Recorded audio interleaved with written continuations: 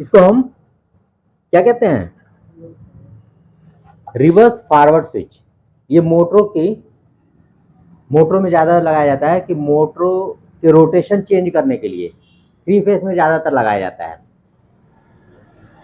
कि मोटर उल्टी चलेगी सीधी चलेगी, और इसको सिंगल फेज पे भी लगाया जाता है।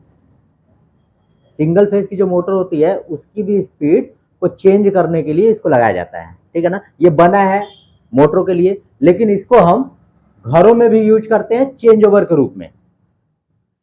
इसकी इंटरनल जो वायरिंग है उससे थोड़ा सा हटा के, इससे थोड़ा सा छेड़छाड़ करके इसको हम घरों में लगाते हैं। इंटरनल वायरिंग कैसे होती है घर की, देखो इस प्रकार का ये होता है। इसमें भी पॉइंट होगा, बीच का जो पॉइंट होता है हमेशा कॉमन पॉइंट होता है।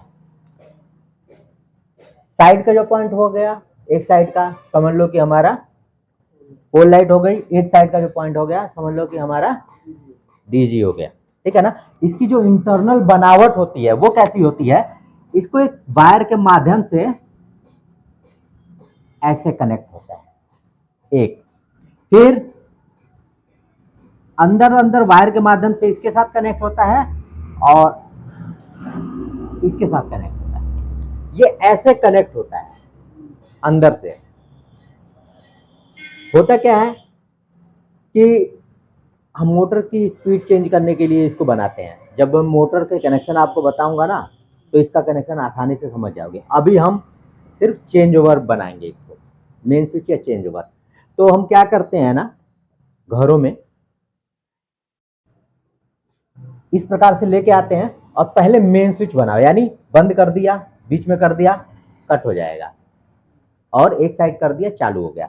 तो मेन स्विच हम कैसे बनाते हैं, इसके एक पॉइंट को, एक इसको खोलेंगे डब्बे को, जैसे ये है डब्बा इसको खोल लिया।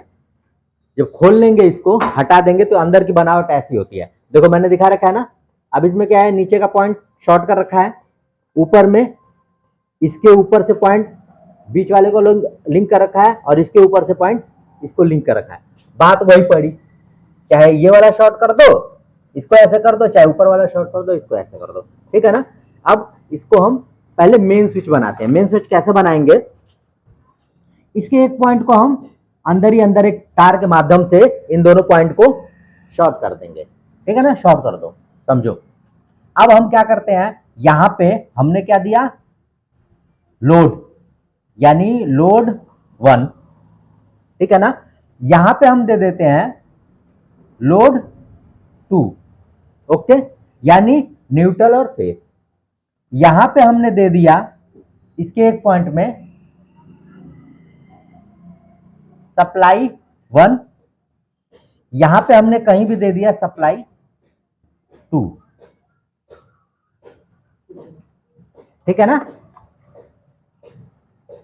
बीच वाला जो पॉइंट है उसको हम किस पे डालते हैं, लोड पे ही डालते हैं ना।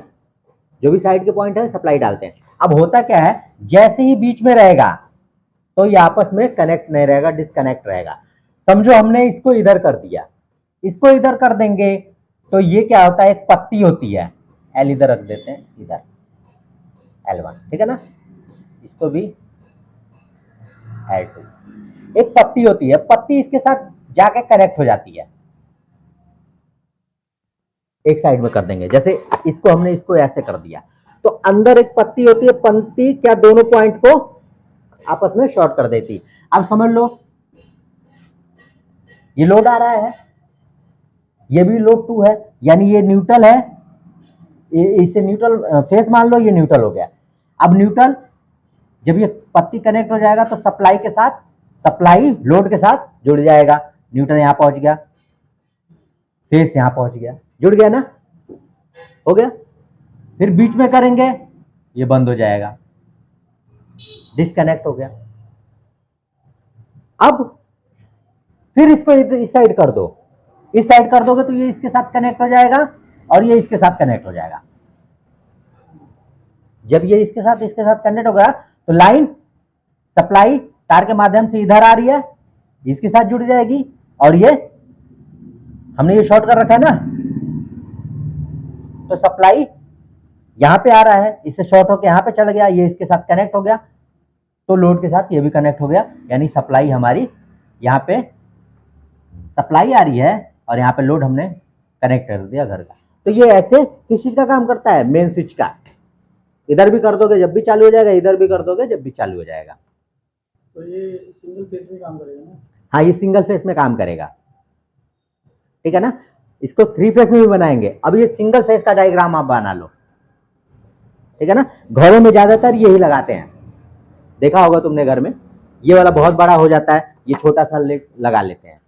कंपनी का लगा लोगे तो अच्छा काम करेगा, यानी इधर कर दो इधर कर दो। इसको पहले हमने क्या बनाया है, मेन स्विच, फिर इसको हम चेंज ओवर भी बनाएंगे, ठीक है ना। तो अभी मेन स्विच के कनेक्शन ये रख लो, single phase main switch connection.